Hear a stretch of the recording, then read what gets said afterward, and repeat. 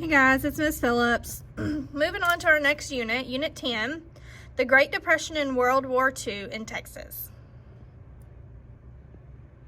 Here's a couple of pictures streaming through that show you the life during the Great Depression and the World War II.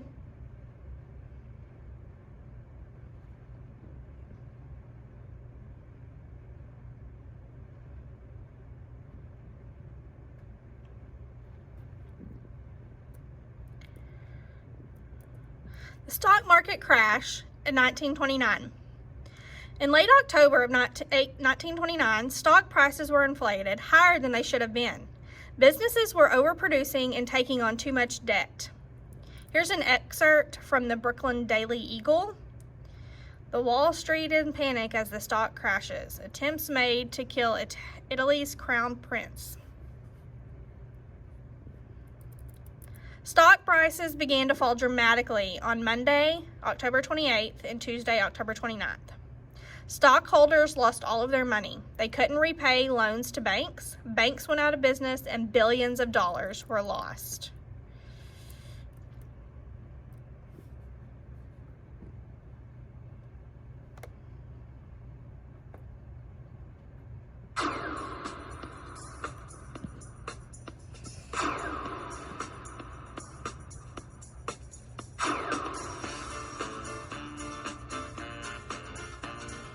In the 1920s, there was a notion that the United States had entered what they called a new era of economic development. That the old rules of what went up would eventually come down. That those old rules no longer apply. They bought homes, they bought cars, and especially they bought stocks, in large part on the basis of borrowed money. But the good times wouldn't last. October 24th, 1929, Black Thursday. The stock market crashed and continued to go down. Within a week, total market value had dropped $30 billion, roughly 10 times the amount of the federal budget. The result? Panic. President Herbert Hoover tried to calm things down, calling the collapse a passing incident in our national lives. He said things would be back to normal in just 60 days. But by then, the U.S. Depression had spread around the world. As banks collapsed, and as the pain spread to the larger economy, thousands, then hundreds of thousands, then millions of people were laid off. Many of them lost their homes. They hit the road. They established squatter camps. These were tent villages where people lived underneath bridges by the sides of roads. They acquired the derisive name Hooverville in scorn of President Hoover. Then in 1932, Hoover lost his re-election bid. The new president, Franklin D. Roosevelt. By the beginning of 1933, when Franklin Roosevelt took office, the banking system of the United States was essentially paralyzed. The unemployment rate hit 25%. People were going hungry. The country was in a depression, but it was also in despair. Roosevelt's solution? An aggressive public works policy nicknamed the New Deal. The New Deal brought down the unemployment rate a little bit. It offered hope to those people who remained unemployed. It provided incomes for some people who didn't have incomes otherwise. It didn't make a serious dent in the Depression itself, but it did alleviate most of the despair that the Depression had engendered. With a bit of hope, Americans weathered the economic storm, and by the end of the decade, real relief was on the way as American industry geared up for World War II. The Great Depression. From 1929 to 1839 begins after the stock market crashed. Issues revolving around supply and demand from the overproduction of oil, gas, and agriculture products impacted the Texas economy during the Great Depression. Prices declined and economic growth slowed. Falling crop prices were a result of the weak economy on Texas farmers who expanded productions in the 1930s. The Dust Bowl. The Great Depression in Texas was especially damaging to the agriculture sector because of the severe drought.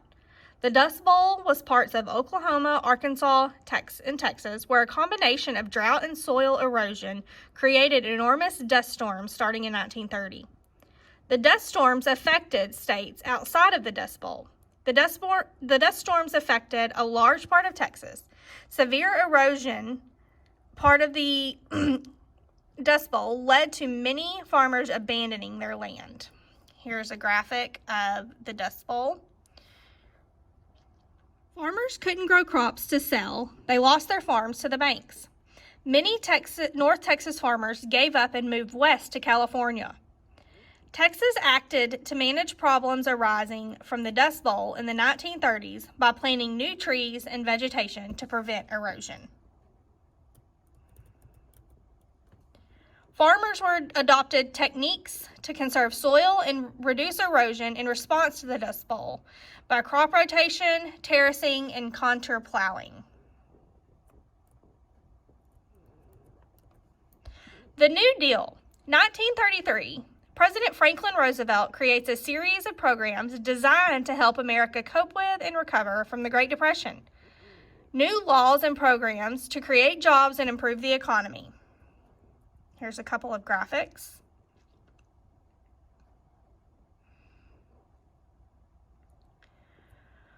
Work Progress Administration.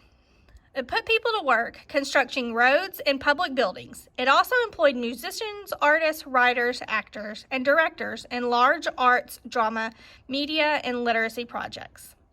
Public Works Administration built a large-scale public works such as dams, bridges, hospitals, and schools. Agriculture Adjustment Administration. It reduced agriculture production by paying farmers subsidies not to plant on part of their land and to kill off excessive livestock. The New Deal in Texas. Texas politicians embraced the New Deal political solution to the Great Depression. The New Deal programs changed the lives of Texans during the Great Depression because thousands found employment building roads and bridges. World War II in Texas. World War II was an international conflict that led to the development of more new military facilities, naval and aircraft production, ammunition plants, and petroleum plants in Texas. Many military bases built in Texas during the Second World War because Texas had a moderate climate and large expanses of land. Rapidly growing population due to plentiful manufacturing jobs during the war best characterizes Texas during the Great Depression and World War II. World War II changed the consumption habits of Texas and forced them to ration certain items like food, shoes, and gasoline.